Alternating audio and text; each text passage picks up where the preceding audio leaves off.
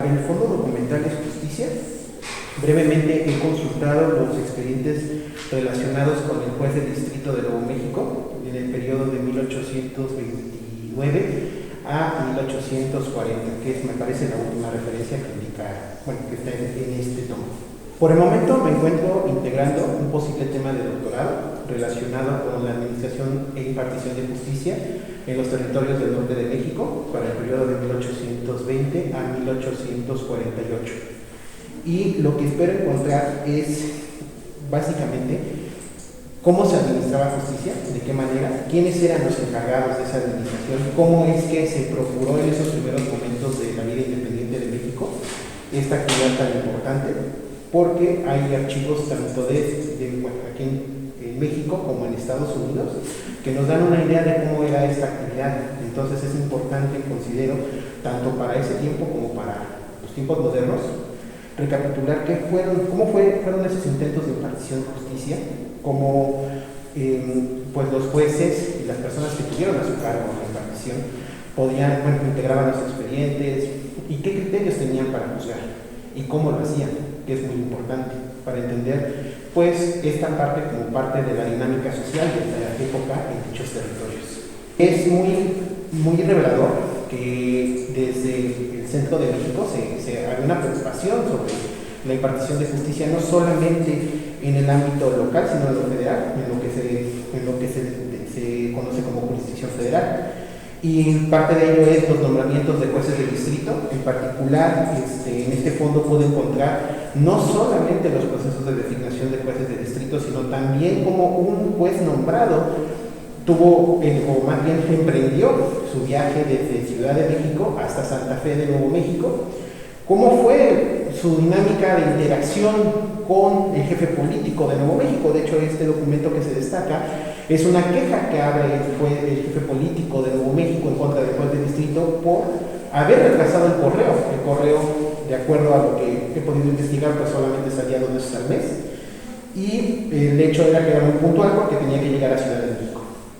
Entonces, en ese sentido, la queja era de por qué lo retrasó, por las horas, y por qué pidió los motivos por los cuales se había pedido el retraso de esto, ¿no?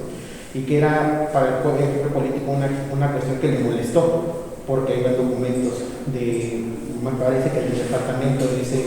en ese correo, y a él le molestó que el juez pidiera que no saliera ese día la diligencia hacia Ciudad de México. Entonces esto es revelador porque nos da no solamente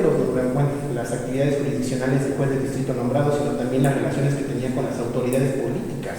del territorio donde se encontraba. Para finalmente destacar que este juez renunció al cargo posteriormente. Eso también puede encontrarse en este tomo. Y a su vez también cómo fueron los intentos de los jueces suplentes para poder impartir justicia en el territorio, y cómo finalmente en 1840 al parecer ya no hay más registro de jueces que estuvieran despachando en ese lugar. Entonces este tomo es bastante rico en esa información que puede encontrarse. Me parece que en este tomo también se encuentra lo relacionado con la hacienda pública, los ingresos que tuvo la aduana de Santa Fe o Taos, no recuerdo bien dónde se encontraba la aduana, pero sí reportaba eso. Entonces, para nosotros, actualmente, que un juez tenga funciones de hacienda, pues no nos parecería correcto, pero en ese tiempo tenían esa función, y es importante destacar cómo es que él, también dentro de sus actividades, reportaba eso. Entonces es bastante revelador. El problema quizá es la falta de investigación respecto a estos aspectos de cómo era propiamente la impartición de justicia en esos territorios, y sobre todo en ver cómo fue que esto es una hipótesis, todavía no está completamente comprobada, me faltaría verificar más archivos, pero cómo fue que los mexicanos que quedaron de ese lado del territorio cuando fueron cedidos a Estados Unidos prefirieron, o más bien se adaptaron al modelo de justicia estadounidense, con cortes, jurados, etc., y dejaron de lado este modelo. O sea, sí quisiera encontrar esas razones, porque cuando uno ve la historia del lado estadounidense, se puede uno encontrar que, por ejemplo, en Nuevo México, las cortes se implementaron de inmediato, mientras en California hubo un periodo de transición hasta que se incorporó como estado en 1850. Entonces, realmente el problema, lo que quiero encontrar es cómo es que esto, la administración de justicia, como venía no solamente del periodo mexicano, sino de la colonia, pues fue un modelo que no se prefirió por los habitantes que llegaron y por los que ya estaban, o sea, porque al final ya era un modelo que ellos ya tenían como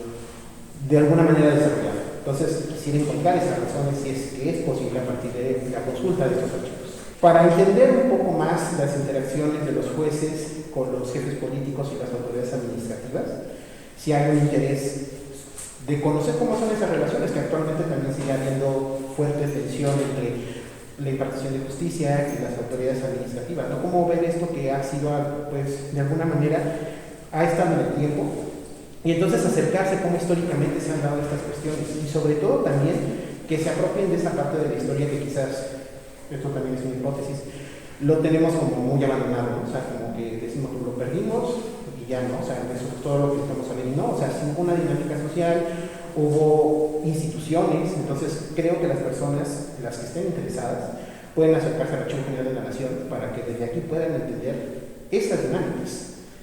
Y creo que al final es importante que pues todos conozcamos pues estos archivos para entender un poco más sobre nuestra